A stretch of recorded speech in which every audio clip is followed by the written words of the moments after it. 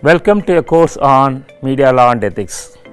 This course will deal with media law, Constitution of India and ethical frameworks.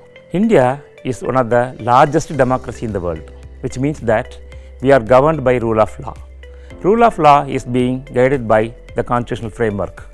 So, we need to understand how India makes law and how it enforces it and how it amends it. In the 3 credit course, we will tell you about what is constitution, what is media law and what is ethics. In the media law, we will discuss about freedom of expression, right to information, Information Technology Act and many things. In the ethical part, we will discuss about what is ethics, what is morals and how newsrooms are engaging with the dilemma of ethical decision making. So, this course will engage you with the inception to the level of implementation, from the level of constitutional making to the level of enforcing the law and ethical dilemma.